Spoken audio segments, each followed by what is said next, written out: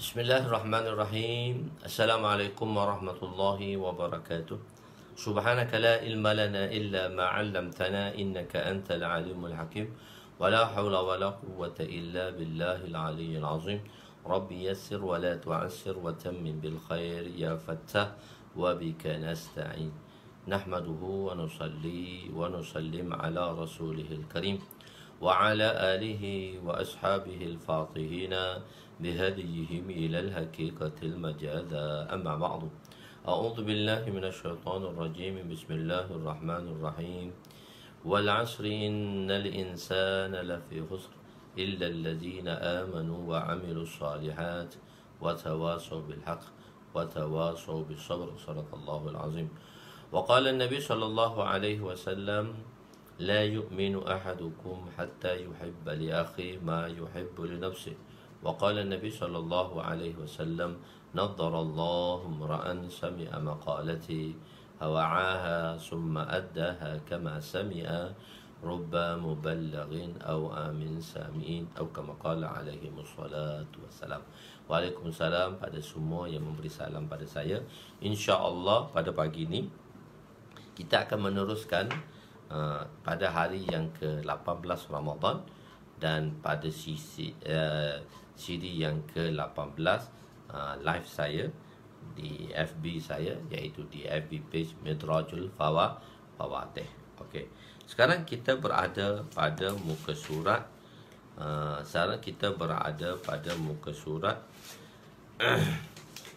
iaitu pada muka surat 192. Jadi ada yang bercuti hari ini dan ada yang bekerja hari ini, iaitu kerana disebabkan oleh cuti apa tu, nuzulul Quran. Okey.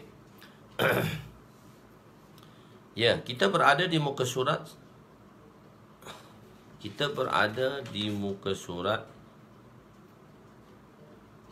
iaitu 100. Kita berada di muka surat pada 192 muka surat 192 ya. Amalan-amalan yang membawa kita ke syurga. Apakah amalan yang membawa seseorang tadi ke syurga?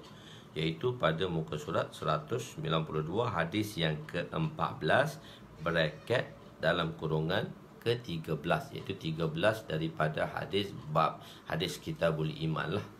Khair. Bismillahirrahmanirrahim. Wa an Abi Hurairah radhiyallahu anhu qala ata a'rabiyyun النبي صلى الله عليه وسلم قال دلني على عمل إذا عملته دخلت الجنة قال تعبد الله ولا تشرك به شيئا وتقيم الصلاة المكتوبة وتؤدي الزكاة المفروضة وتصوم رمضان قال والذي نفسي بيده لا أزيد على هذا الشيء ولا أنقص منه فلما ولى قال النبي صلى الله عليه وسلم من سره أن ينظر إلى رجل من أهل الجنة فلينظر إلى هذا متفق عليه. Terjemahannya, Sayyidina Abu Hurairah radhiyallahu anhu meriwayatkan bahawa seorang Arab kampung, A'rabi, saya terjemah ni satu orang Arab Badui, orang kampung lah, yang datang bertemu Nabi SAW lantas berkata, beritahulah kepadaku sesuatu amalan. Bracket dia amalin, dalam bracket tu, sebab beritahu kepadaku ala amalin. Amalin tu sesuatu amalan. Ini dalam bentuk nakira. Sebab tu kadang orang yang nahu, sebab apa saya terjemah amalin tu dalam bentuk nakira. Tapi nakira ni untuk ta'zim, untuk tanwin nakira untuk ta'zim. Sebab tu saya bracket yang besar. Beritahu sesuatu amalan, beberapa amalan, sesuatu amalan yang amat besar, yang apabila aku melakukannya, maka aku akan memasuki syurga. Nabi SAW bersabda, beribadatlah kamu kepada Allah, yakni bertauhidlah kamu kepada Allah, jangan menyekutukannya dengan sesuatu, dirikanlah solat yang telah difardukan, tunaikanlah zakat yang telah diwajibkan, puasa pada bulan Ramadan, Dia berkata, yakni Arabi tadi berkata, Arab kampung Badui tadi berkata, demi zat yang jiwaku dalam genggamannya, aku akan amalkan amalan itu sebagaimana yang Tuhan nyatakan. Ini apa yang daripada persoalan yang dia soalkan Nabi. Soalannya nampak ringkas, tapi oleh kerana dalam penerangan tu dia nampak bersungguh. Sebab tu ulama menjelaskan akan amalan-amalan yang sebagaimana yang Tuhan telah nyatakan. Aku tidak akan menambah apa-apa ke atasnya dan juga tidak mengurangkannya. Apabila dia beredar dari situ, Nabi SAW bersabda, sesiapa yang suka untuk melihat seorang lelaki daripada ahli syurga, maka lihatlah lelaki itu, lelaki ini. Hadis riwayat Imam Bukhari dan Imam Muslim. Muttafaqun alaih, itu Bukhari dan Muslim, tapi saya tulis di situ Al-Bukhari. Okey, sudah memadai. Jadi satu amalan yang ditanya oleh Arabi. Penerangan Arabi. Satu orang Arabi. Wa qalatil a'rabu amanna. Dalam Quran pun Allah menceritakan, tapi bukanlah lelaki ini.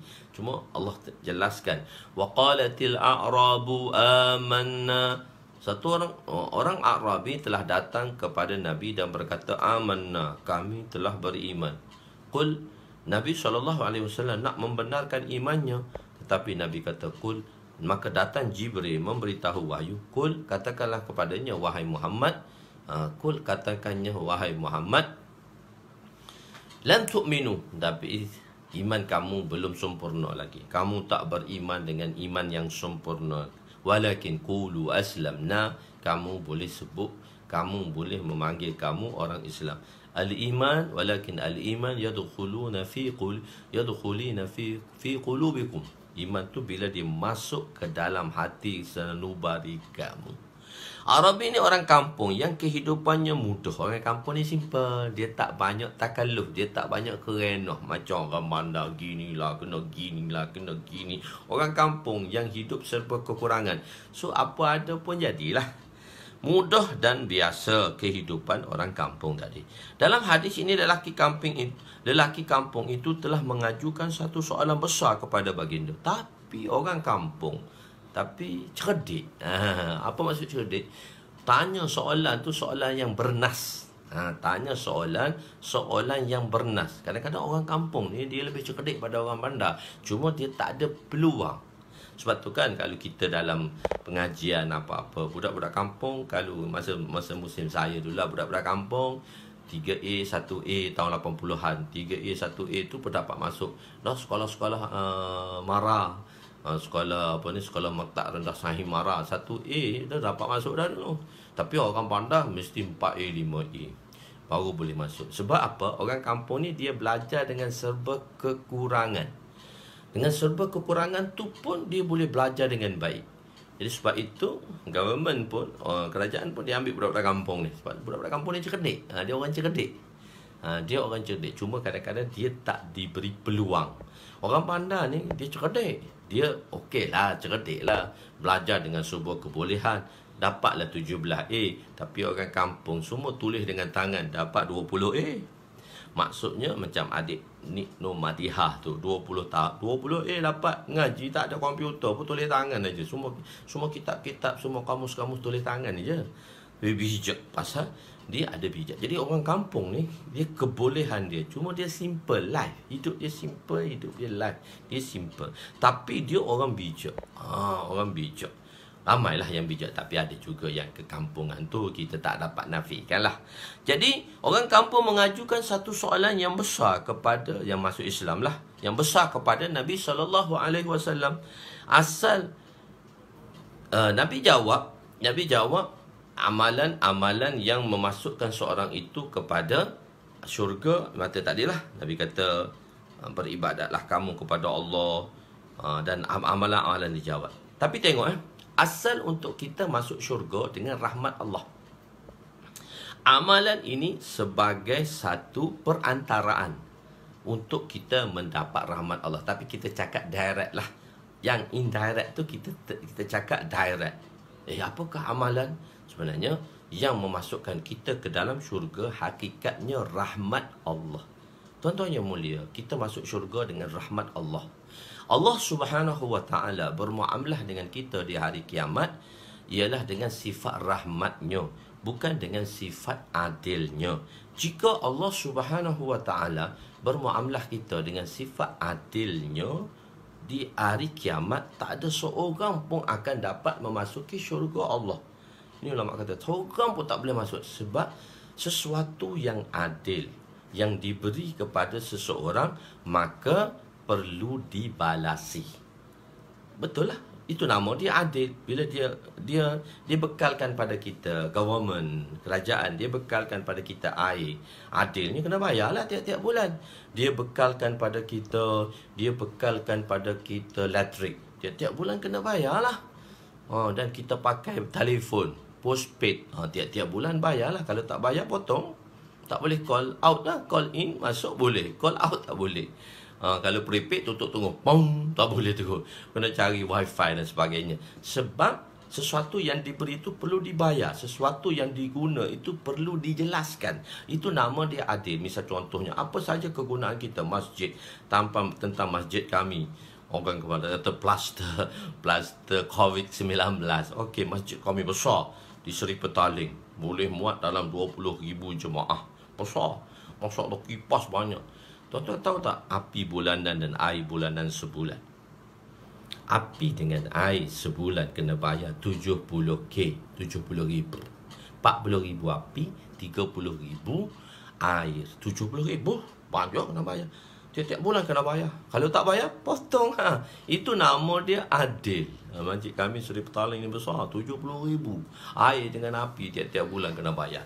Jadi nak masuk bagi tahu bahawa sesuatu yang kita guna tu kita kena jelaskan, kita kena bayar. Nikmat-nikmat Allah SWT. Kita nak kira nikmat-nikmat Allah ni. Sebab tu Allah, dia bermuamalah dengan kita di hari kiamat dengan sifat rahmatnya, dengan sifat kasih sayangnya, dengan sifat fadalnya. Sebab itu dengan sifat itu kita akan memasuki syurga Allah Subhanahu Wa Taala. Kita tengok nikmat-nikmat Allah. Banyak kan nikmat Allah SWT kepada kita. Nikmat Allah Subhanahu Wa Taala pada kita iaitu nikmat nafas. Kita bernafas berapa kali sehari? Contoh kira. Jadi ada kajian mengatakan kita bernafas ni sehari semalam lebih kurang 25 hingga 27,000 kali sehari. Minimum dia, rendah sekali tu, minimum dia 25,000 kali. Maksimum dia tu 27 kali. Itu bergantung kepada situasi kita lah. Kita penat ke, kita lelah ke, kita termengah-mengah ke, maka kita bernafas dengan termengah-mengah. Jadi kita bernafas panjang. Jadi 25,000 kali sehari. So sehari kita ada berapa second? Iaitu 24 jam kali dengan 60 minit kali dengan 60 saat. Jadi kita bernafas sehari semalam lebih kurang dalam saat 86,400 saat. Bahagi dengan 86,400 saat bahagi dengan 25,000 kali sehari yang minimum ni kita bernafas. So 86,400 bahagi dengan 25,000, tuan-tuan mungkin duk kira tu berapa tu? 3.49 saat. 3.49 saat. Maknanya 3 saat setengah. Setiap saat 3 saat setengah ni kita bernafas, sedut nafas dan keluar nafas.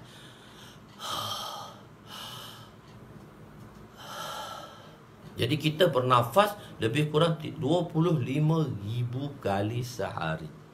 Okey, kalau 25,000 kali ni kena charge, kena bayar nikmat tu. Okeylah, kalau 5 sen mahal sangat. Kita kata 1 sen, 25,000 sen. 25,000 sen sepertilah RM200, RM250. Mampu tak kita untuk kita bayar nafas sahaja? RM250. RM250. Mampukah kita untuk bayar bil? Untuk bayar bil apa? Bil bernafas. Itu pun Allah bagi percuma.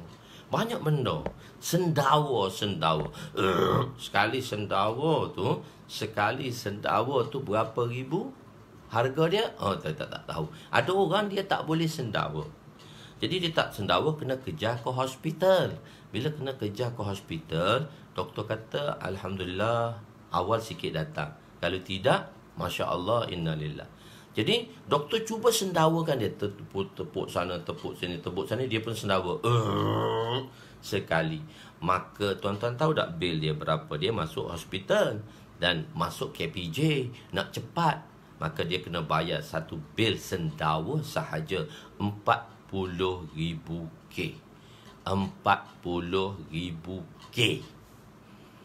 Jadi maknanya satu harga sendawa tu lepas kita makan 40,000 tu. So nikmat itu kena bayar. Nikmat-nikmat Allah ni kita bayar, tapi Allah bagi percuma. Jadi kita tak boleh kira nikmat Allah. Jadi sebab itu kita masuk syurga dengan rahmatnya. Jadi sebab itu asal bagi memasukkan seorang itu ke syurga dengan ihsan dan rahmat Allah. Sebab tu Allah bermuamalah dengan rahmat dia. Di hari kiamat dia tidak bermuamalah dengan sifat adilnya. Kalau sifat adil, maka kita akan ditanya satu persatu dan itu menyebabkan kita susah untuk masuk syurga.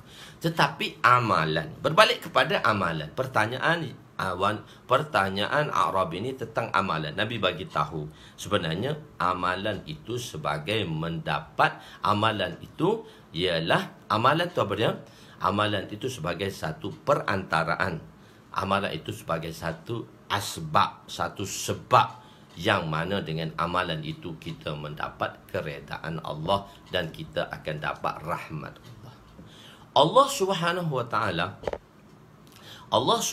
taala dia masukkan syurga satu. Allah Subhanahu wa taala, jadi kita masuk syurga sebab Allah yang masukkan syurga, bukan amalan kita. Amalan kita tu sebagai satu perantaraan untuk mendapat rahmat Allah. Sebab Allah janji, barang siapa melakukan kebaikan, balasannya syurga, dan barang siapa yang melakukan kejahatan yang tidak diampun, balasannya neraka. Jadi semua perkara tadi dia panggil, semua perkara tu sesuatu yang mewajibkan, musbit, sesuatu yang mewajibkan. Jadi Allah telah mewajibkan rahmatnya. Allah Ta'ala telah mewajibkan rahmatnya. Dan Allah Subhanahu wa Ta'ala, Allah Ta'ala telah meletakkan syarat untuk masuk syurga tadi dengan janjinya. Inna wa'dallahil haq. Sesungguhnya janji Allah itu adalah benar. Jadi Allah tak pernah mungkini janji. Jadi sebenarnya dia indirect, tapi kita sebut direct pun tak jadi masalah. Jadi tapi hakikatnya kita masuk syurga dengan rahmat Allah. Jadi untuk masukkan syurga dengan rahmat Allah bukan dengan sebab amalan tadi, tetapi dengan sebab rahmatnya, yang mana Allah menjanjikan rahmat bagi mereka yang beramal. Tapi bukan amal tu, tapi amal tu membolehkan rahmat. Dengan rahmat ini kita ke syurga. Jadi sebab itu Sayyidatuna Aisyah radhiyallahu anha telah tanya Nabi macam mana keadaan baginda sallallahu alaihi wasallam di hari kiamat nanti. Nabi kata, Aisyah, aku pun memerlukan rahmat Allah. An yataghammadaniya bi rahmati Rabbi. Pada hari itu aku ditenggelami oleh rahmatnya. Jadi kita masuk syurga dengan rahmat Allah Subhanahu wa taala. Jadi kita melakukan amalan sebagai sebab untuk kita mendapat rahmatnya. Dengan rahmat Allah kita ke syurga. Sebab itu saya kata asal memasuki syurga ialah dengan rahmat dan ihsannya. Amalan hanya sebab zahir sahaja. Ada si abid yang beribadat 500 tahun tetapi ibadatnya tidak mampu membalas nikmat sebelah mata kurniaan Allah. Nikmat tu nak masuk dalam syurga tu, abid tu kata dia nak masuk syurga.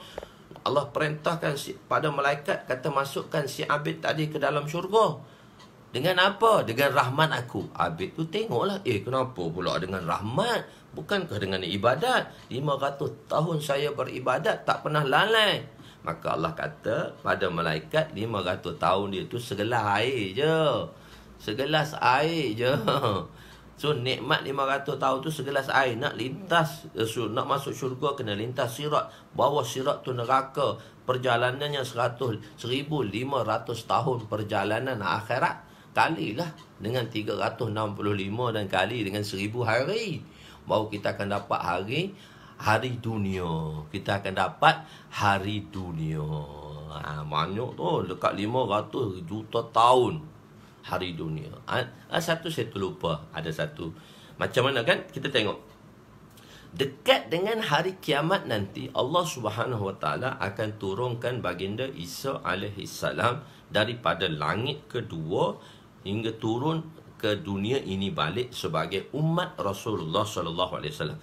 Baginda Isa alaihissalam dinaikkan oleh Allah Subhanahu Wa Taala ke langit pada usia 33 tahun, dan baginda Isa alaihissalam turun ke dunia ini juga dengan usia 33 tahun. Kenapa 33 tahun? Naik umur 33, turun umur 33 juga. Kenapa? Sebab pengiraan di akhirat. Di sana tu dah pengiraan akhirat. Satu hari akhirat sama dengan 1,000 tahun dunia pada pengiraan kita. Inna yauman, sebagaimana firman Allah Subhanahu Wa Taala, inna yauman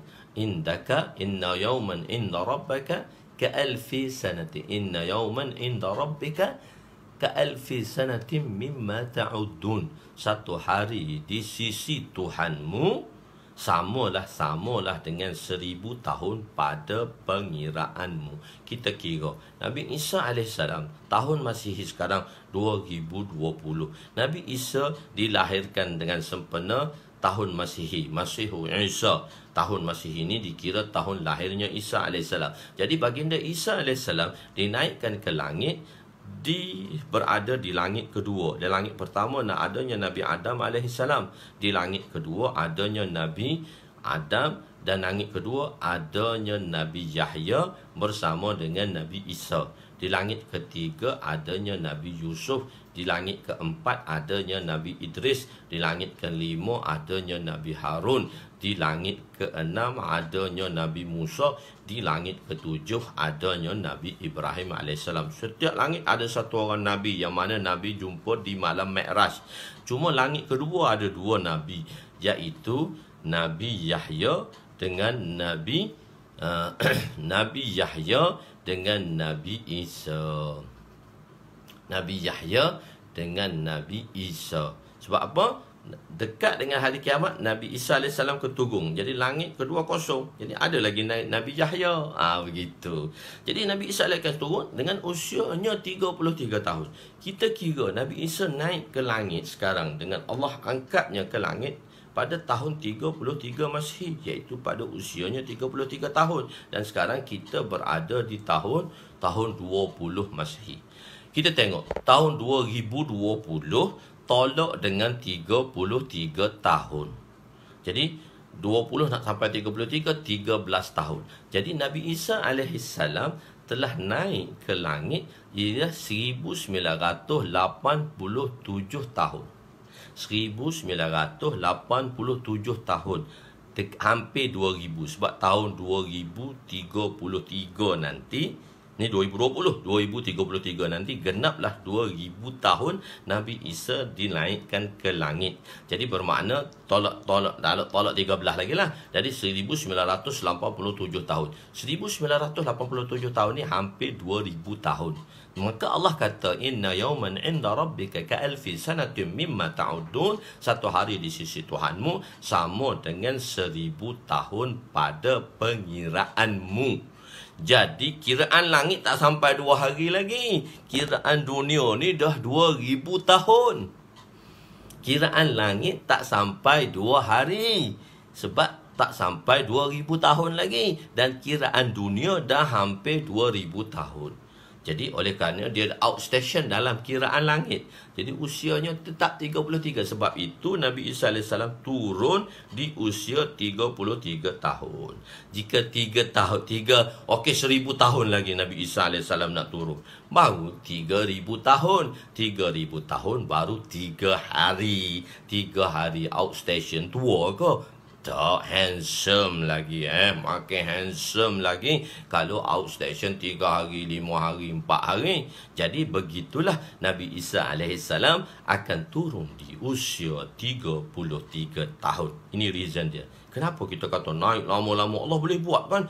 Tak, Allah dah kata dah, inna yawman inda rabbika ka'alfi sanatim mimma ta'udun. Satu hari di sisi Tuhanmu sama dengan 1000 tahun pada pengiraanmu. Barulah 1987 tahun, 13 tahun lagi sama dengan 2000 tahun. Allah tak sampai 2 hari saja Nabi Isa berada di langit pada kiraan Tuhan.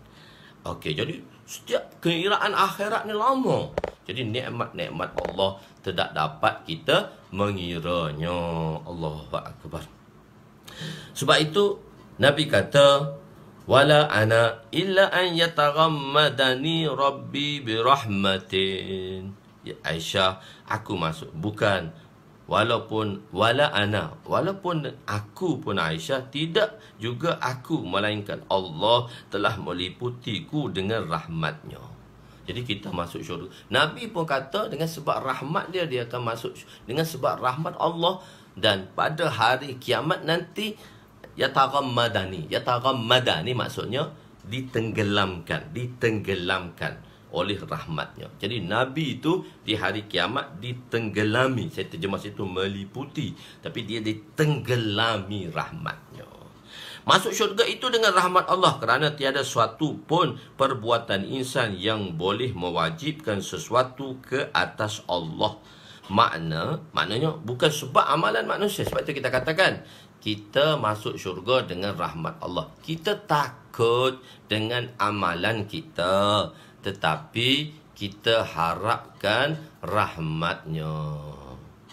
Kita takut dengan amalan yang kita hadapkan kepadanya, tetapi kita mengharapkan rahmatnya. Kita harap rahmat dia. Kita takut pada amalan kita, tapi kita kena buatlah amalan tu sebab tanggungjawab kita. Sembahyang puasa tu sebab dia responsibility kita, sebab dia tanggungjawab kita yang mesti kita tunaikan. Ad-dinun nasihah. Nabi kata agama itu nasihat. Agama itu nasihat. Saya akan beritahu beberapa perkara-perkara yang penting, yang untuk bersangkut paut dengan sesuatu. Jadi tuan-tuan kena note ni. Kadang-kadang dalam terjemahan saya, dalam penghuraian ni saya beritahu satu-satu perkara atau satu-satu kaedah yang tuan-tuan kena tahu. Penting. Jadi apa saya nak cerita tadi? Dengan tentang cerita tadi. Jadi tak apa, kalau teringat saya cerita balik. Cerita tengah-tengah, jadi terlupa pula nak cerita apa yang termasuk di dalam kepala tadi. Okey. Jadi jadi apa maknanya untuk masuk syurga? Masuk syurga tadi dengan sebab rahmatnya. Kita masuk syurga dengan bukan dengan ibadat kita. Kita masuk syurga dengan rahmat dia. Allah Subhanahu Wa Taala memberi rahmat kepada kita. Jadi masuk syurga itu dalam hadis, jadi Allah Taala telah mewajibkan kasih sayangnya. Allah wajibkan kasih sayangnya kepada orang taat. Jadi kita beribadat pada Allah dengan sifat khauf dan harap. Ad-dinun nasihah. Bagus. Ad-dinun nasihah. Agama itu nasihat. Tengok dalam bahasa Arab, nasihat tidak boleh diterjemahkan ke dalam bahasa Melayu memberi makna nasihat. Salah. Makna tak tepat. Dalam bahasa Arab, perkataan nasihat yang diterjemahkan nasihat dalam bahasa Melayu ialah perkataan al-wa'iz. Waw ain za wa ta za wa ain za al-wa'zu al-wa'iz. Waw alif lam waw alif ain waw alif al-wa'iz al-wa'zu al-wa'zu ain za al-wa'zu al-wa'zu atau al-wa'zu. Al-wa'zu ini memberi makna nasihat. Lima ta'iduna qauman illahi muhlikuhum أو وإذ قالت منهم وإذ قالت من بني إسرائيل لم تعظون قوما الله مهلكوهم أو معذبوهم عذابا شديدا قالوا معذرة إلى ربكم ولعلهم يتقون lima ta'izuna wa'adha ya'izu. Ni saya nak beri makna, kenapa kamu menyusahkan diri kamu untuk memberi nasihat. Jadi wa'iz ni bermakna memberi nasihat. Tapi kalau an-nasihah dalam bahasa Arab, dia tidak memberi makna nasihat dalam bahasa Melayu. Tetapi ulama-ulama kita Nusantara menterjemahkan agama ialah nasihat. Sebab apa? Oleh kerana pada waktu dahulu vocabulary, cakap orang putih sikit, vocabulary, iaitu perbendaharaan perkataan kita dalam bahasa Melayu ni, dia perbendaharaan perkataan bahasa Melayu ni tak banyak lagi. Tak banyak, tak dicampur aduk lagi. Ada, maksud dia tak banyak, perbendaharaan perkataan tak banyak. Jadi nak menerangkan makna nasihat dengan satu perkataan tak boleh. Maka ulama memilih jalan, ulama Nusantara yang dahulu tu, yang memilih jalan, okeylah kita letak saja dengan makna istilah. Agama ialah nasihat. Kadang-kadang dia terjemah makna istilah. Makna dengan macam mana disebut dalam hadis tu, maka diletaknya kata agama ialah nasihat. Sebab nak memberi makna nasihat tu, dia kena perosakan makna. Sifat prihatin, sifat tanggungjawab dan perhatian kita kepada perintah. Itu maksud dia nasihat. Keprihatinan kita, sifat-sifat keprihatinan kita dan sifat-sifat tanggungjawab kita kepada perintah. Prihatin tak kita pada perintah tadi?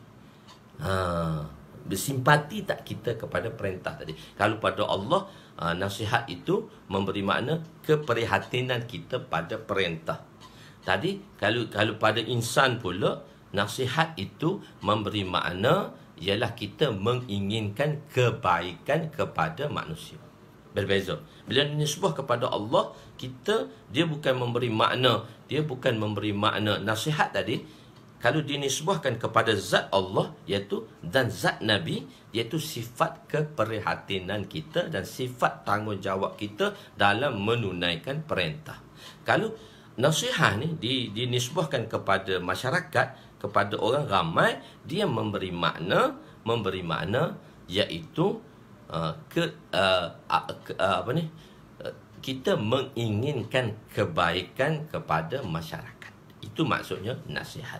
Jadi Nabi kata adzinun nasihat. Oleh kerana nasihat ini nak terang dia panjang, maka ulama telah menterjemahkan dengan makna lafzi tadi, dengan makna istilah tadi, agama nasihat. Jadi kita kata agama ni nasihat lah. Jadi terjemahan tu tidak tepat. Bukan sebab ulama dahulu kerana dia tak tepat terjemah. Tak, sebab nak memilih bahasa pada masa tu terlalu cetek. Maksudnya bahasa kita ni terlalu sempit. Vocabulary dia, pembendaharaan perkataan. Sebab kita tak nisbahkan kesalahan itu kepada ulama. Siapa saya, siapa kita nak nisbahkan kekurangan itu kepada orang-orang yang dahulu.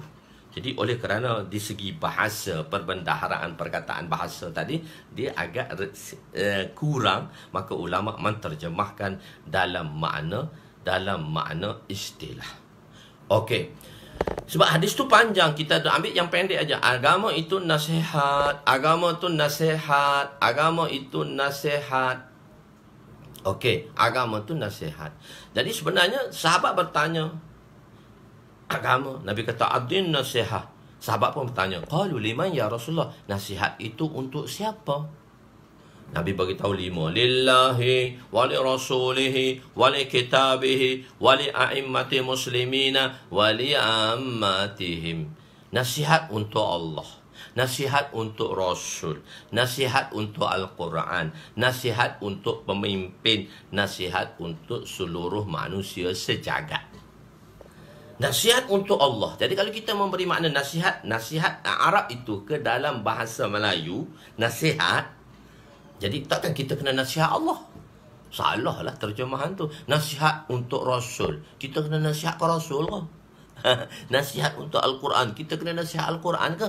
Nasihat untuk pemimpin. Okey, makna dia di situ. Nasihat untuk manusia sejagat. Okey. Jadi maksud nasihat ni kepada Allah ialah sifat tanggungjawab kita, sifat keprihatinan kita kepada perintah Allah, sifat keprihatinan dan tanggungjawab kita kepada Nabi dan Al-Quran, dan sifat pada pemimpin iaitu sifat perhatian. Maknanya kita inginkan kebaikan kepada pemimpin dan kita inginkan kebaikan kepada manusia. So kalau kita terjemah, kalau nak terjemah salah satu perkataan mudah tu, tanggungjawab lah.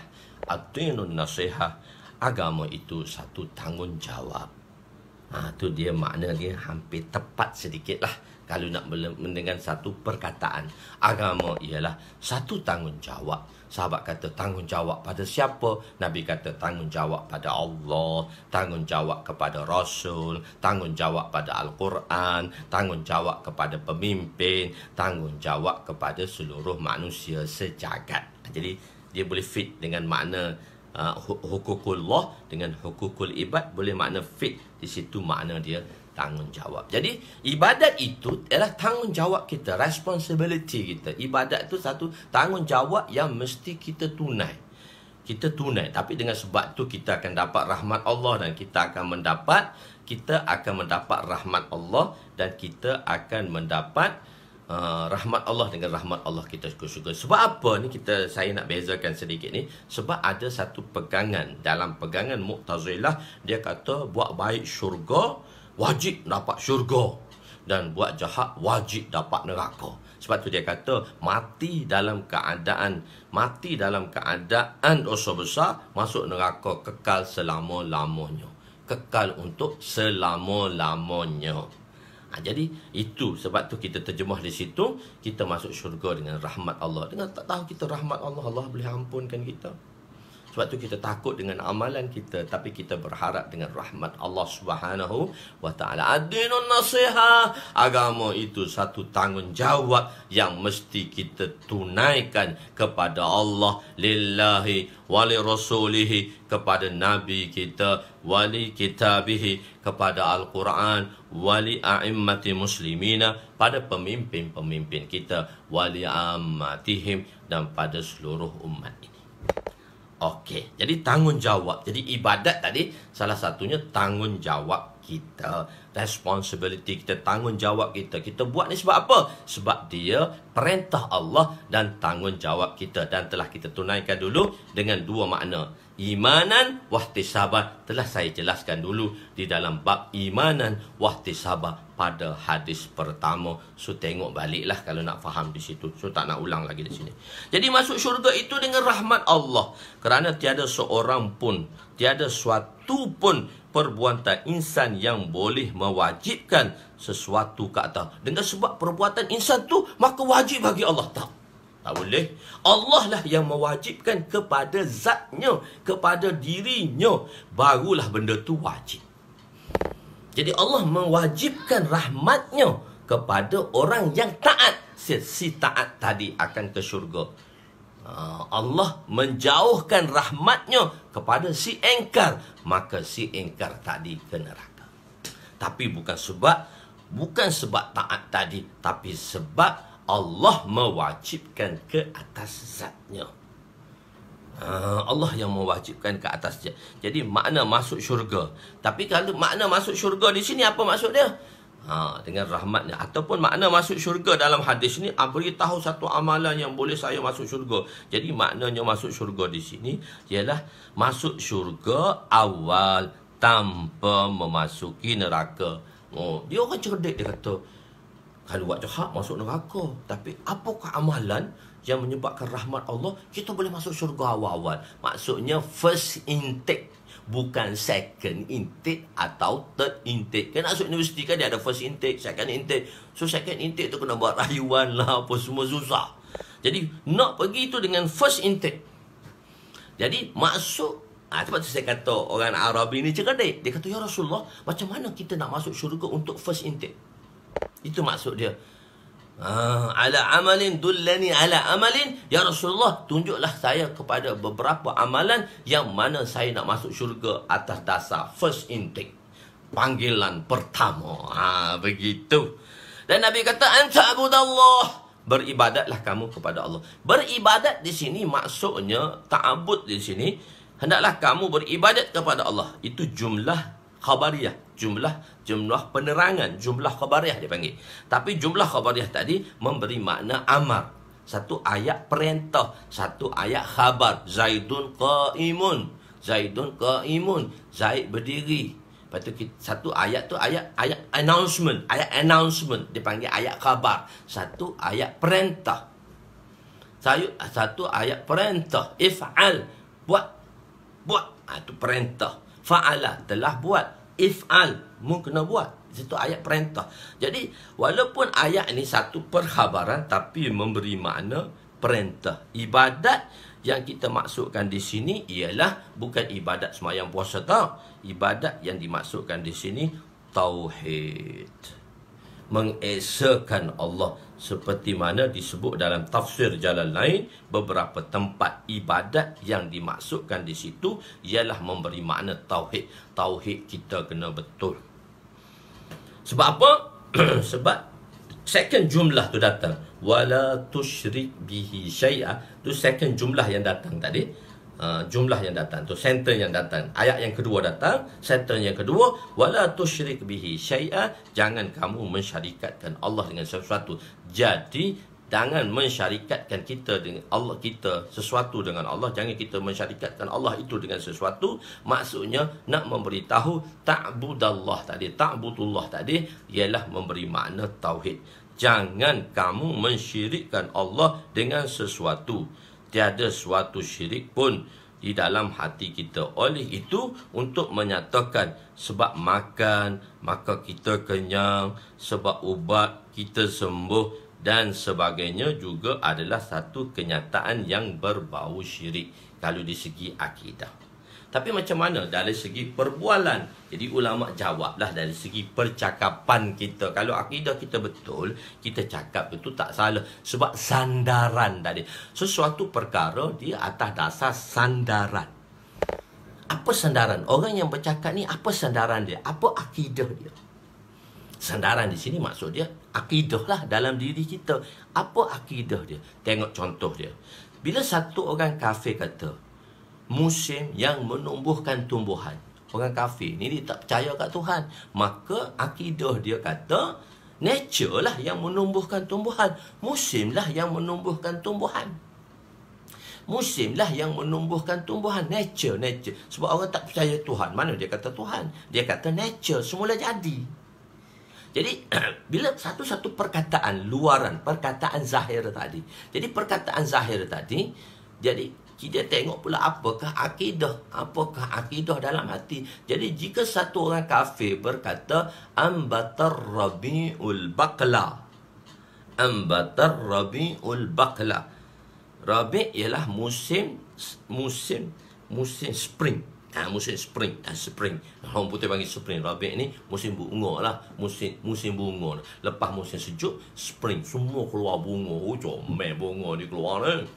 Kita pergi Spain tu masa tengah spring. Masa kalau pergi jemaah tu ke Spain tu tengah spring. Bunga rumput pun comel. Segar. Jadi dia kata musim lah yang menumbuhkan tumbuhan, yang menumbuhkan. Baqla ni satu jenis sayuran dan tumbuhan. Musim lah yang menumbuhkannya. Tapi orang yang beriman kata macam tu, dia tidak beriktikad bahawa musim, tetapi sandarannya pada Allah. Allah yang menumbuhkannya. Jadi apabila seorang mukmin mengeluarkan kenyataan begini, maka sandarannya bukan pada musim. Etikad dia bukan pada musim. Walaupun dia bercakap macam tu. Nisbah ini kita panggil dia nisbah majazi. Kita nisbahkan dalam majazi ni ialah untuk nisbah kedua, panggilan kedua. Maksudnya majazi ni bukan hakiki, bukan musim yang menumbuhkan. Secara zahir tu kita nampak dengan sebab musim takdilah, tapi sebab tu dicipta oleh Allah. Dengan sebab musim itulah keluarnya tumbuh-tumbuhan. Jadi nisbah itu kita panggil dia majazi, bukan nisbah hakiki. Nisbah yang mana memang Muslim yang menumbuhkan. Maka tidak menjadi kehadat, tak jatuh kafir. Orang kata Ambatul Rabi, kafir kamu kena cakap macam tak. Sebab akidah dia betul. Cuma dia sandaran dia tadi. Dalam percakapan biasa, ianya tidak menjadi kesalahan. Bila kita cakap hari-hari, kau makan ni sakit perut tau. Kau kena berjaga makan tau. Nanti bau kurus sikit. Kau ni puasa pun gemuk gedempong. Gemuk makan naik kilo. Puasa ni tak turun-turun pun. Dah lah puasa 3 sebulan turun dia 2 kilo. Turun 2 kilo. Sebulan turun 2 kilo. Tapi lepas buka puasa, lepas raya tu sehari naik 1 kilo. Maknanya 2 hari 2 kilo. Tak sempat dengan. Jadi kita kata kena kurangkan makan. Jadi itu bukannya sesat. Itu sandaran kita majazi. Dan kita tak salah dari segi bahasa dalam percakapan. Nisbah percakapan apa tu? Biasa dia tak menjadi kesalahan. Sebab orang Islam dia tak yakin pada benda tu, tapi dia yakin pada zat Allah. Dia cuma ada asbab-asbab yang mana Allah perintahkan. Janganlah makan banyak, jadi kurus sikit, begitu. Jadi kita letak kepada benda perkara tersebut. Jadi sebaliknya kita menzahirkan dalam percakapan. Tapi kalau kita dalam dakwah kita dihajar tauhid, Allah menghidupkan, Allah matikan. Dia kata dakwah ni semua Allah. Jadi kita cakap macam tu sebab kita nak menguatkan keimanan dalam hati. Bukan kita jabariyah, tak. Bukan kita jabariyah. Orang kata orang dakwah ni jabariyah, semua Allah Ta'ala. Tak. Di segi tauhid kita kena cakap. Di segi tauhid kita kena ulangkan, supaya dia masuk dalam hati kita. Allah berkuasa, Allah menghidupkan, Allah mematikan. So kita kena darabkan dia tu. Kita kena cakap benda tu. Kita kena darab, maksudnya kita ulangkan. Dalam percakapan biasa kita hari-hari duk cakap. Jadi kadang-kadang duk cakap tu dia memberi pengaruh pada kita. Jadi nak hilangkan pengaruh keyakinan tadi, kita kena ulang. Kita bukan jabariyah. Kadang orang kata orang dakwah ni jabariyah ni, semua Allah Ta'ala belaka. Tak ada apa. Tak, dari segi tauhid kita kena cakap. Ijlis bina nu'min sa'atan. Sahabat pun dia panggil kawan-kawan dia. Sahabat tu orang dah ada iman tu, dia kata ijlis bina nu'min sa'atan. Duduklah seketika dalam majlis kami, nu'min sa'atan. Kita beriman seketika. Maksudnya panggil pada majlis yang mana membesarkan Allah, mengagungkan Allah, mengesakan Allah, supaya keyakinan ini masuk dalam hati kita. Apabila Sayyiduna Hamzah radhiyallahu anhu dia masuk Islam, bila dia disusahkan, bila orang menyusahkan Nabi, maka dia susahkan Nabi, maka dia balik daripada memburu, dia pergi cari orang yang letak najis untuk ke atas Nabi SAW. Maka dia pergi tu, dia panah orang tu. Dia panah satu orang, nama dia apa tu lupa dah saya. Dia panah tu kena di lengan dia. Aku panah ni kena kat lengan kau, tahu. Kalau kau cakap lagi dengan Muhammad benda yang tak betul, panah yang kedua akan menembusi dadamu.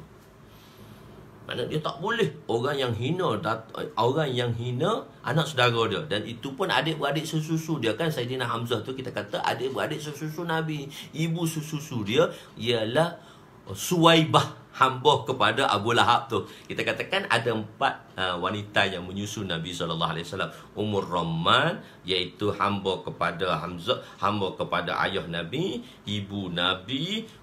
Jatuh satu lagi Suwaibah, hamba kepada Abu Lahab, dan Halimatus Sa'diyah, wanita yang dipilih oleh Allah untuk menyusu kekasihnya Rasulullah SAW, Habibullah.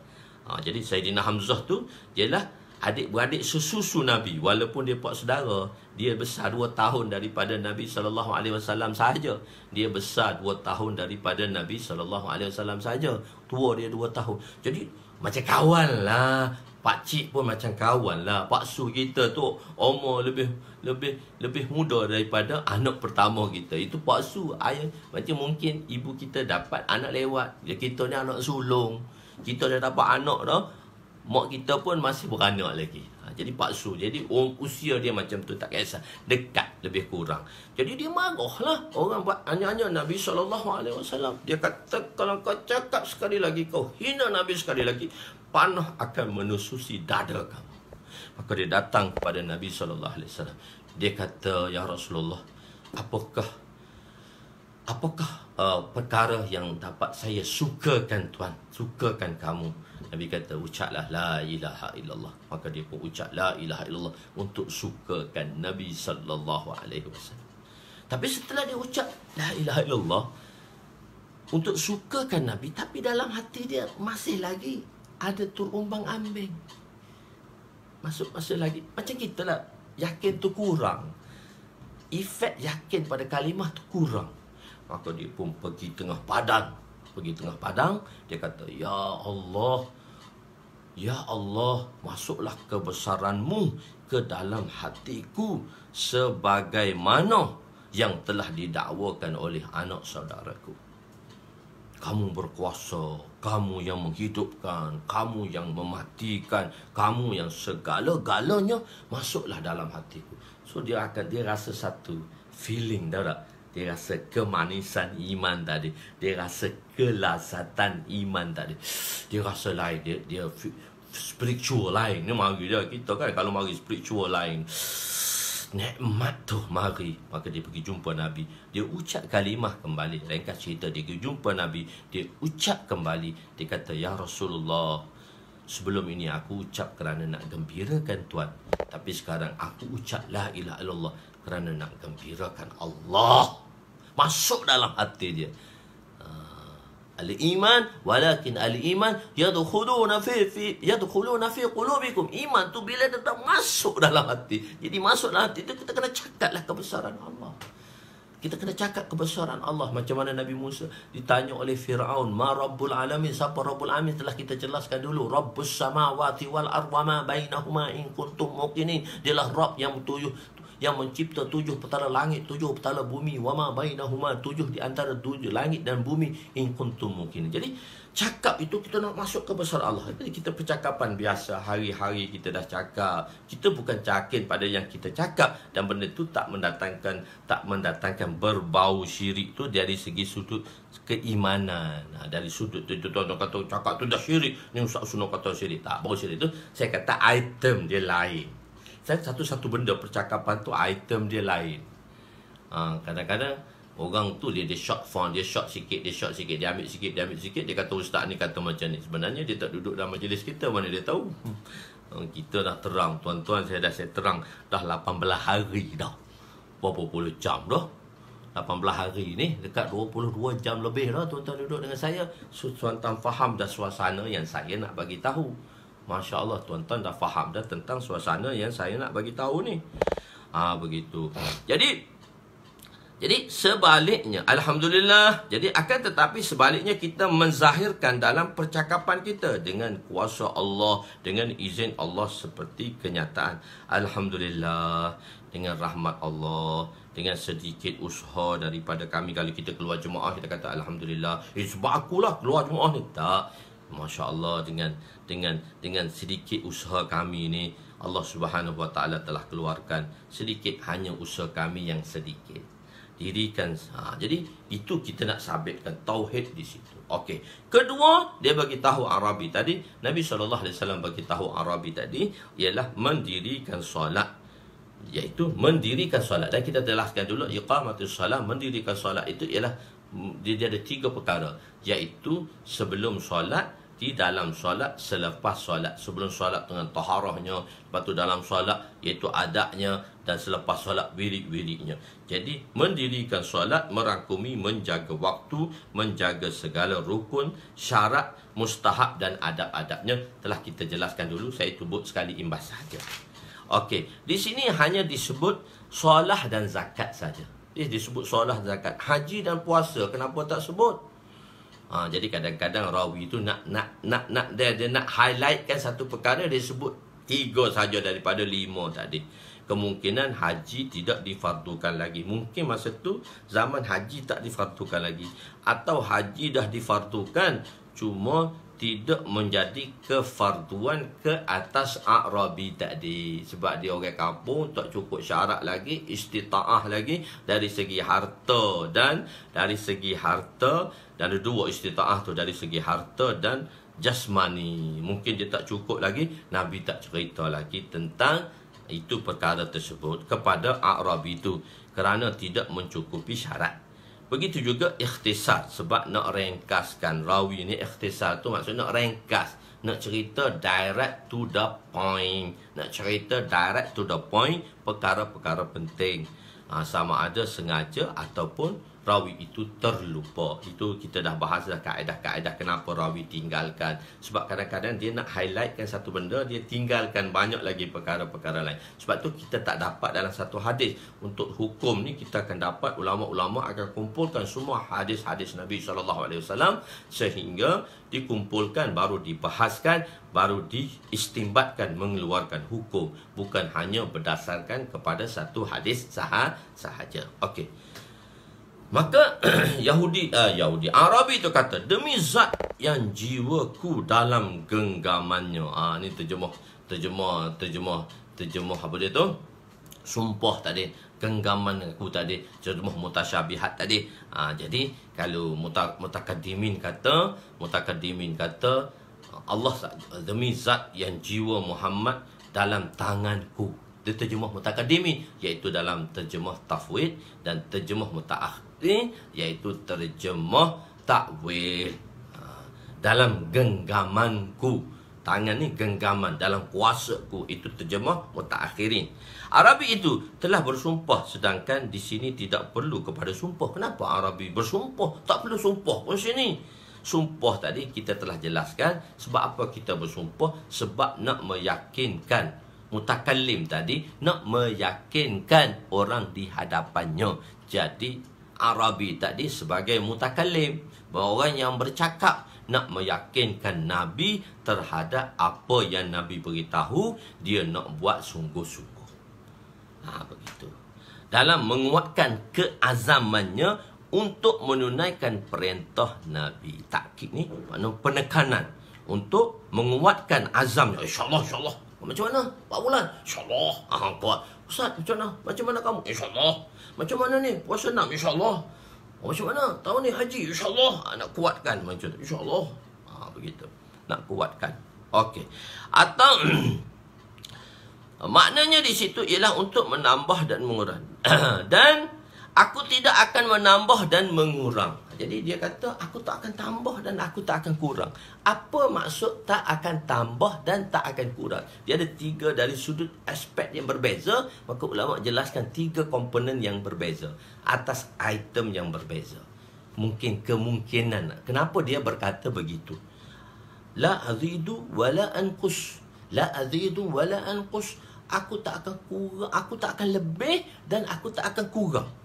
Apa maksudnya?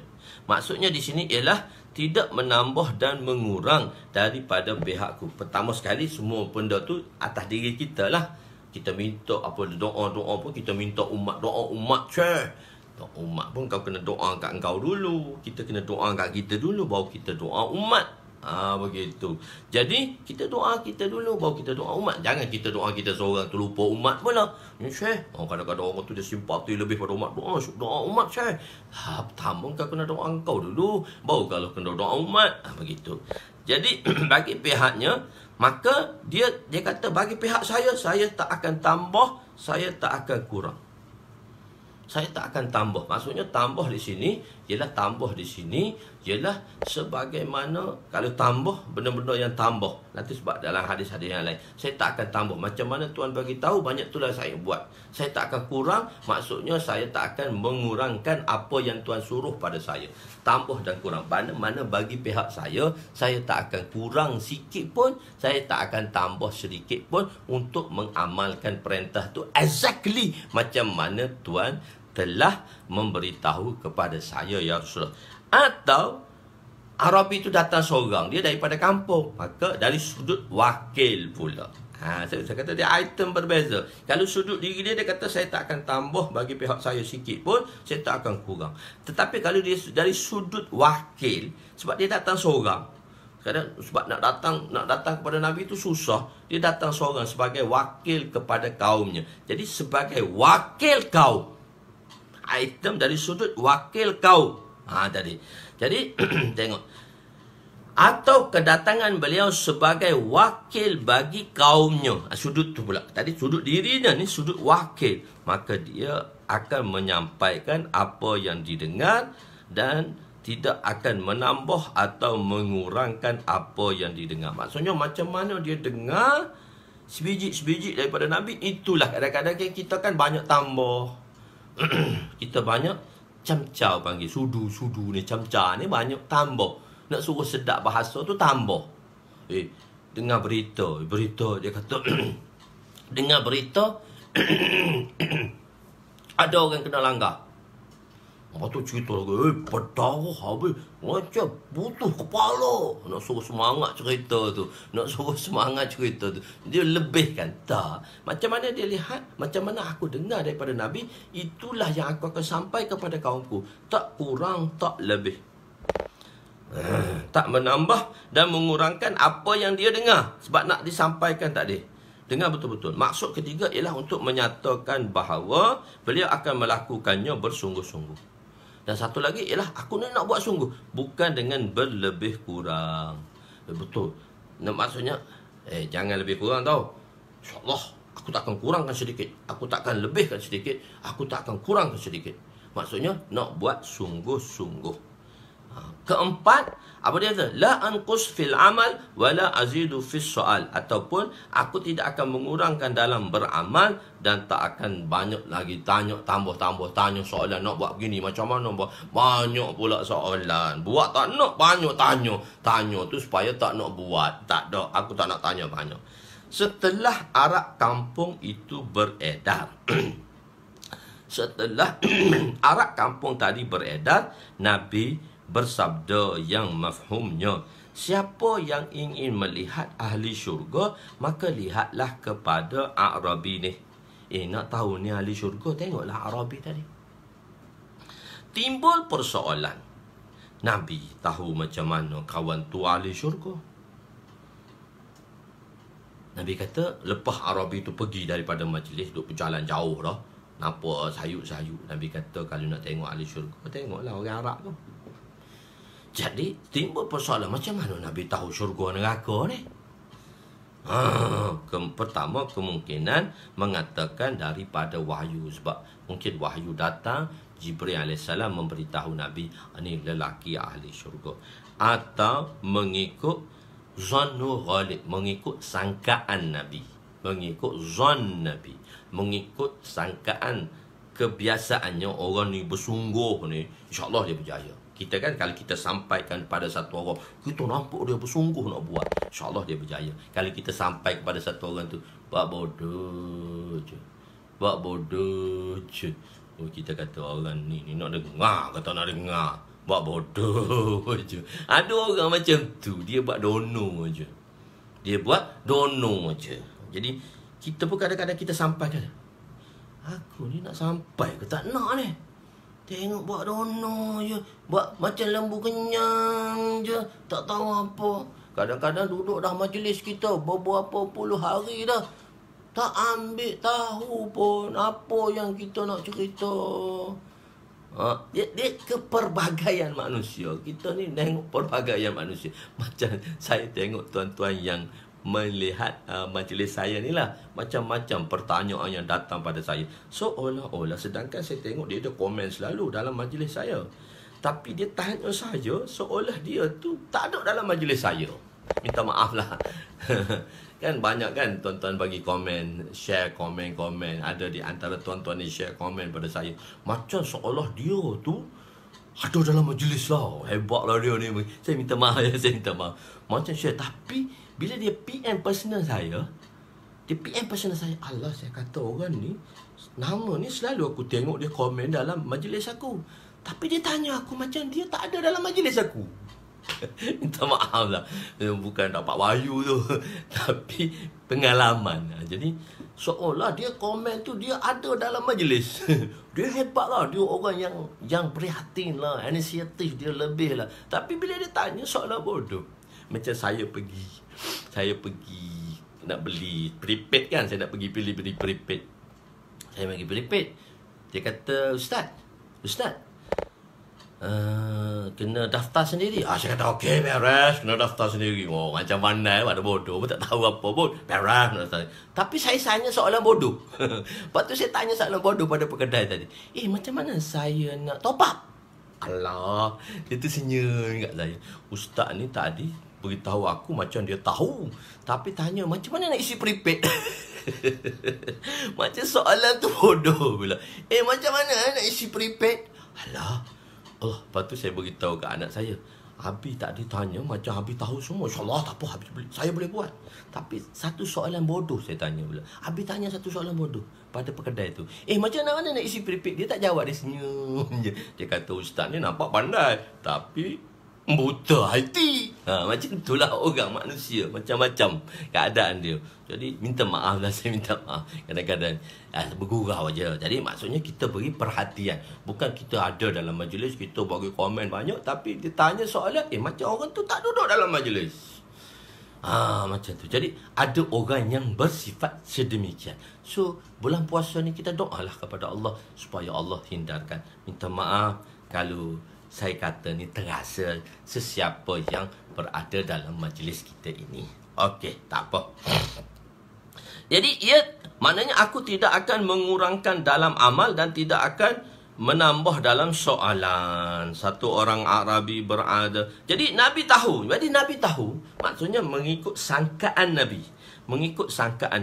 Zannu ghalib, dia panggil zannu ghalib. Tak yakin tu tak betul lah. Tapi ataupun pertama dengan sebab wahyu Nabi tahu, atau Nabi sangka orang ni bila aku bagi tahu bersungguhnya dia. Masya Allah.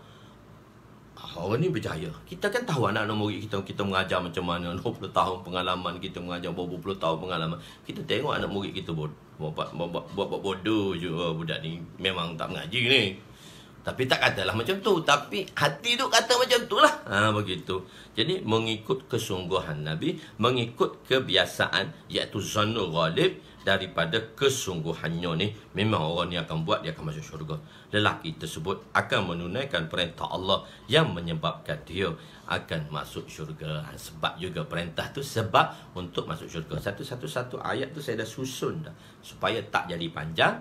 Tapi penerangan tu panjang juga lah. Supaya tak jadi panjang, saya dah susun dah sedikit sebanyak tentang ayat tersebut. So satu hadis pendek saya akan baca lagi, insyaAllah. Ada yang bercuti, kepada ada yang tak bercuti tu, dia tak apalah, saya nak sambung sikit lagi. Ada yang bercuti deh, masa ada yang bawa tu negeri mana bercuti, saya rasa KL bercuti lah, Selangor tak bercuti hari ni. Tak apa, saya sambung sikit lagi satu hadis. Keimanan yang sempurna. Wa an Sufyan ibn Abdullah As-Sakhafi radhiyallahu anhu qala qultu ya Rasulullah kulli fil Islam قولا لا أسأل عنه أحدا بعدك وفي رواية غيرك قال آمنت بالله ثم استقم رواه مسلم. Sayyidina Sufyan bin Abdullah As-Sakhafi radhiyallahu anhu berkata bahawa saya telah bertanya kepada Nabi SAW, ya Rasulullah, beritahulah, ya Rasulullah. Qul ya Rasulullah. Saya terjemah ya Rasulullah, saya tak terjemah wahai Rasulullah. Sebab bagi saya perkataan wahai kepada Rasulullah tu, saya anggap benda itu adabnya kurang. Sebab tu kebanyakan saya terjemah ya Rasulullah, saya tak terjemah wahai Rasulullah. Saya terjemah istilah macam mana dalam Arab tu. Saya kata ya Rasulullah. Saya Selangor dan KL cuti, okeylah kita sambung sikit lah sampai 8 suku ke. InsyaAllah. Tengok kan. Tu sahabat saya beritahu, Suhaimi. Ya Rasulullah berkata bahawa saya bertanya, ya Rasulullah. Saya sebut ya Rasulullah. Jadi kadang-kadang biasanya terjemahan tu wahai Rasulullah, tapi saya terjemah istilah. Saya bawa ya Rasulullah, tapi kadang-kadang saya terjemah juga wahai Rasulullah. Jadi sebab apa? Kita kata wahai kamu, wahai si fulan, nampak rasa agak biadab dengan Nabi.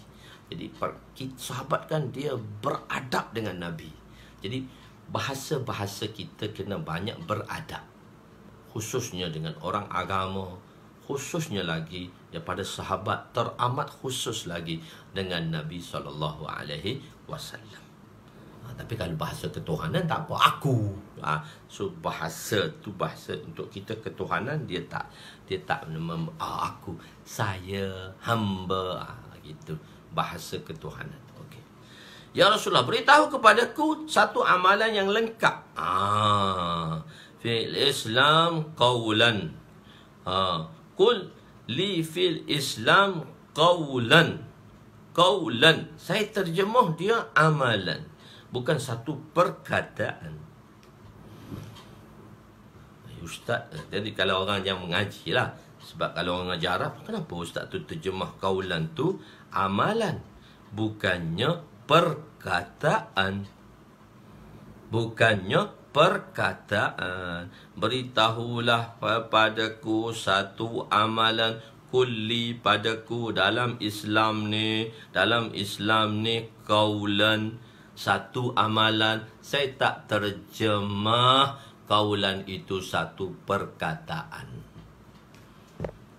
Tengok satu ayat. Waman ahsanu qawlan. Waman ahsanu qawlan mimman da'a ilallah wa amila saliha wa qala innani minal muslimin. Waman ahsanu, siapakah mereka yang terbaik? Qawlan. Qawlan di sini dalam tafsir dia tak kata perkataan. Qawlan di sini dinan, agama, amalan agama. Siapakah orang yang terbaik dari sudut agamanya, bukan dari sudut perkataannya. Cuma disebut qaulan dalam tafsir kata dinan, ay amalan, ay amalu dinan, ay amalu fil Islam, amalan dalam Islam. Dinan, siapakah yang lebih baik agamanya? Wa man ahsanu qawlan mimman da'a ilallah, yang mengajak manusia kepada Allah, wa amila salihah. Dua perkara dia buat. Satu, dia ajak dan dia sendiri buat. Wa amila salihah. Jadi sebab itu dia qaulan tadi, sebab itu ulama mentafsirkan qaulan tu dinan, sebab orang tu yang mengajak manusia kepada Allah. Orang yang mengajak manusia kepada Allah, wa man ahsanu qawlan, siapakah orang yang baik agamanya dari sudut agamanya? Pertama ialah wa man ahsanu qawlan mimman da'a ila Allah, orang yang mengajak manusia pada Allah, orang yang mendakwahkan manusia kepada Allah, wa amila salihah, dan orang yang dia sendiri melakukan amalan tadi. Dari dua. Jadi orang yang baik agamanya, dia dua sekali dia himpunkan. Satu dia ajak, satu dia buat. Satu dia buat saja, dia tak ajak. Ataupun dia ajak saja, dia tak buat. Tak boleh. Dia dua komplit. Dia mesti kena gabungkan. Dia gabungkan dakwah dengan amal. Dakwah dengan amal. Kita dakwah, lepas tu kita amal. Kita dakwah dan kita amal. Dan amal tu ialah kita doa dan kita amalkanlah. Jadi sebab tu saya terjemah qaulan itu sesuatu amalan yang lengkap.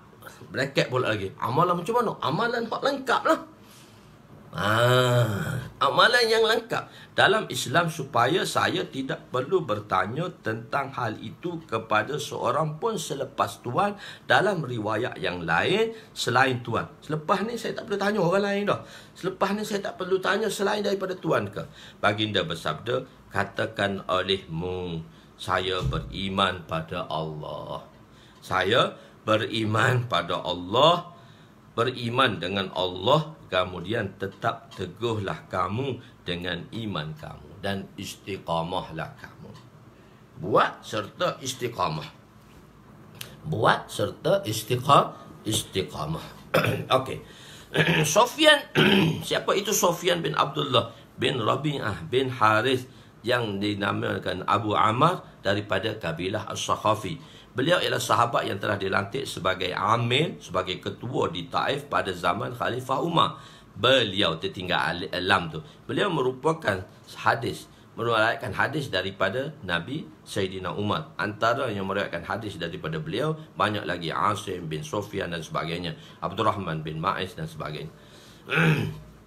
dan Abdullah bin Zubair Dan beliau juga, Abu Aswad dipanggil itu rawi dia. Kebiasaan sahabat, kehidupan mereka hanya menginginkan akhirat. Sebab itu sahabat banyak bertanya soalan-soalan akhirat. Ajib, manusia yang paling ajib dalam dunia, kehidupan dia suka ke akhirat. Kita minta maaf, kita banyak cenderung kepada dunia. Sebab tu kita tak apa, dunia tu untuk akhirat ustaz. Tapi banyakkan kita banyak bertanya kepada dunia kita.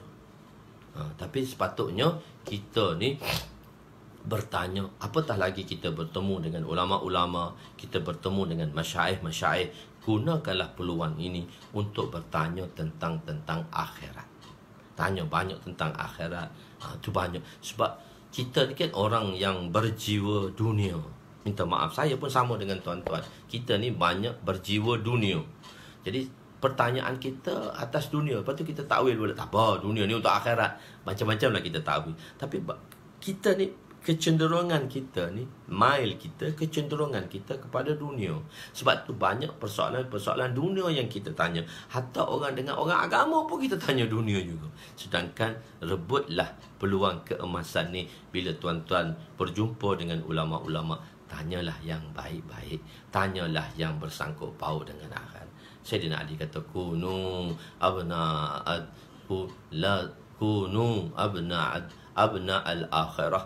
Jadilah kamu semua anak akhirat. Wala takunu abna'ad dunia. Jangan kamu jadi anak-anak dunia. Okey, macam tu. Okay. Jadi kebiasaan sahabat, kehidupan mereka hanya menginginkan akhirat. Tanya Nabi, ingat akhirat. Tanya akhirat selalu. Disebabkan itulah sahabat bertanya soalan ni. Soalan ni dia tanya. Hadis ini semakna dengan ayat. Hadis ni ada semakna dengan ayat yang Allah turun dalam surah Al-Fusilat ayat 30. Innal ladzina qalu rabbuna Allah summa istaqamu tatanazzalu alaihimul malaikah alla takhafu wa la tahzanu wa abshiru bil jannati allati kuntum tu'adun. Sesungguhnya orang-orang yang menegaskan keyakinannya dengan berkata Tuhan kami ialah Allah, kemudian mereka tetap teguh di atas jalan yang betul, akan turunlah ke atas mereka, turunlah malaikat ke atas mereka dari masa ke masa dengan memberi ilham, memberi dorongan, memberi galakan kepada baik. Jadi manusia ni, kita ni ada ilham. Kita bila nak buat satu benda, Nabi kata nanti akan datang ada dua perda. Satu, tabiat manusia tu baik. Tabiat manusia tu baik dan kita disuruh untuk buat baik. Kita diberi galakan oleh malaikat untuk buat baik. Dan memang kita berjiwa baik manusia ni. Tapi kalau kita langgar sempadan haram dan sempadan harus, maka kita tak mendengar lagi kata-kata yang baik dan diri kita dah biasa dengan buruk, maka kebaikan itu tidak akan ada lagi dalam diri kita. Moga Allah SWT selamatkan kita. Jadi turunlah malaikat kepada mereka dari masa ke semasa dengan memberi ilham. Jangan kamu bimbang, nak beri ilham pada dia, beri alamat pada dia. Jangan kamu bimbang daripada berlakunya yang tidak baik terhadap kamu. Bila kita tengok satu benda, apa ni lah? Kita tengok benda tu, kita nampak benda buruk. Apalah kejadian ni? Tak. Malaikat kata tenang, dia bukan apa pun. Dan jangan kamu berduka cita. Kamu tak perlu berduka cita. Dan terimalah berita gembira bahawa kamu akan beroleh syurga yang telah dijanjikan kepada kamu. Jadi sebab itu kita kena husnuzon. Kita husnuzon kepada Allah. Malaikat akan memberitahu. Jadi dua benda Nabi bagi tahu, beriman dan istiqamah. Dua perkara, dua amalan di situ. Satu, kita beriman. Beriman di sini maksudnya perkara yang bersangkut paut dengan iman lah. Beriman kepada Allah, satu hak penting sekali. Lepas tu beriman kepada malaikat, beriman kepada kitab, beriman kepada rasul, beriman pada hari kiamat, beriman kepada qada qadar, termasuk semua sekali lah. Cuma disebut satu, hak rangkaian-rangkaian tu telah dijelaskan sebelum ini. Beriman kepada Allah iaitu tuntutan iman secara ijmali, secara kasar. Apabila seorang itu beriman, maka secara umumnya dia beriman kepada apa sahaja yang Allah perintahkan untuk beriman, iaitu beriman kepada para malaikat, beriman kepada kitab, beriman para nabi dan sebagainya. Maka asasnya ialah, basicnya, kalau tidak kita tak percaya kat malaikat. Kita akan kata malaikat macam mana orang-orang Kristian, orang-orang Yahudi, orang-orang Apa ni, orang-orang musyrikin Quraisy kata malaikat tu anak perempuan Allah, mendakwa anak perempuan Allah. Al-malaika banatullah, malaikat tu anak perempuan Allah. Lepas tu orang Yahudi kata Uzair ibnullah. Lepas tu orang Kristian kata Isa ibnullah. Isa tu anak Tuhan, Uzair tu anak Tuhan. Dan orang-orang musyrik mengatakan al-malaikah banatullah, malaikat tu adalah anak perempuan Allah. Sebab tu kalau kita tengok cerita, dia buat malaikat adalah wanita. Sedangkan malaikat kita dah belajar dah, tak ada jantina. Tapi malaikat tu datang dengan wajah wanita. Itu adalah imajinasi orang-orang Quraisy, orang-orang musyrikin. Orang-orang musyrikin. Malaikat tu dia gambar dengan wanita. Mak Saleh cerita, India cerita, semua malaikat tu wanita. Salah, itu adalah imajinasi orang-orang musyrikin. Terimalah berita gembira bahawa kamu akan beroleh syurga. Jadi masuk syurga. Jadilah maknanya istiqamah. Wa qalu rabbuna Allah, beriman kepada Allah. Istiqamah. Jadi wa qalu rabbuna Allah, mereka-mereka yang menyatakan Allah itu sebagai Rabbnya. Allah itu, orang mengatakan ataqtulu rajulu an yaqulu rabbi Allah. Bila Sayyidina Abu Bakar dia telah ucap la ilaha illallah, Nabi kata Abu Bakar jangan ucap depan orang Quraisy, nanti kamu susah. Dia kata tak, aku kena ucap juga. Dia telah ucap depan orang Quraisy sehingga Sayyidina Abu Bakar telah dipukul oleh orang Quraisy. Sayyidina Abbas yang berada situ telah leraikan dia, tapi tak nampak rupa dah. Telah lerai dan mengambil tanggungjawab yang bahawa dia akan menjaga Abu Bakar. Tak nampak rupa dah. Maka dia pun berkata ataqtulu rajulu an yaqulu rabbi Allah. Takkanlah kau nak bunuh orang kata Tuhan dia Allah, Rabb dia Allah. Malulah. Ataqtulu rajul, kau nak bunuh lelaki an taqulu rabbi Allah, yang mengatakan Tuhannya itu Allah, Rabbnya itu Allah. Takkan kita nak cuma Allah yang berkuasa, Allah yang segala. Ni pahaman tak betul lah. Tak, kita tak. Orang cakap baik, terima je lah. So kita kena tengok sangkaan baik. Kita kena mengajar, kita kena belajar, untuk husnuzon. Kita tengok semua baik. Betul, kita perlu berhati-hati dengan perkara yang tak baik, tapi kita perlu tengok benda yang baik.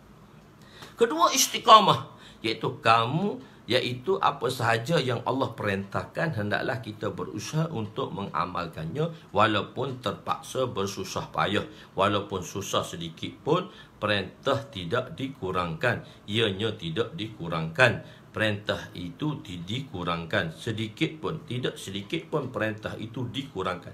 Tetap dengan pelaksanaan perintah. Bersama itu redha dengan segala ketentuan Allah dalam apa jua keadaan, sakit atau sihat, sejuk atau panas. Itu maksud istiqamah. Maknanya kita ni, istiqamah ni apa maksudnya? Kita berusaha bersungguh-sungguh. Bagi pihak kita tak ada kekurangan langsung, tapi apa yang kita ada, apa yang kita dapat, redha je lah. Ketentuan Allah, sakit ke sihat, aku dah cuba dah tapi kena juga, positif juga, tak apalah, redha lah, kita buat yang terbaik. Begitu, sejuk dan panas. Disebabkan itu Nabi telah bersabda, mafhumnya satu ayat dalam surah Hud yang menyebabkan aku menjadi tua, iaitu ayatnya. Nabi kata ada satu ayat bila turun yang menyebabkan aku jadi tua. Fastaqim kama umirta, dalam bab istiqamah ni. Fastaqim kama umirta, istiqamahlah kamu, istaqim, buatlah sungguh-sungguh. Jadi kama umirta, buat istiqamah dengan apa yang Allah perintahkan. Nabi duk fikir, macam mana nak buat sebagaimana Allah perintahkan, tak mampu. La uhsi sana'an alaika anta kama asnaita ala nafsik, nak puji Allah pun tak sempurna. Allah kata la uhsi, ya Allah la uhsi, aku ni tak sempurna. La uhsi alaik La uhsi sana'an, untuk memuji kamu ni aku tak sempurna, aku ni qasir, lemah nak memuji kamu. La uhsi sana'an alaika kama anta asnaita ala nafsik, kama asnaita ala nafsik. Tetapi engkaulah yang dapat menyempurnakan pujian terhadap dirimu. Allah saja boleh buat sempurna. Nabi kata, la uhsi, aku ni tak mampu. Jadi nak buat macam mana Allah perintah, tak mampu. Nabi memikirkan ayat surah Hud ni, ayat 112 ni, surah Hud ni, Nabi kata ayat ni dalam tafsir kata sayyabatni, ayat ni menyebabkan aku jadi tua. Jadi kalau orang tu mikir banyak, dia cepat tua. Nabi kata orang dengan ayat ni menyebabkan rambut aku beruban. Orang mikir banyak. Kalau mikir akhirat tak apa. Kalau mikir dunia tengah alam pening kepala. Kalau mikir dunia, setiap waktu fikir dunia.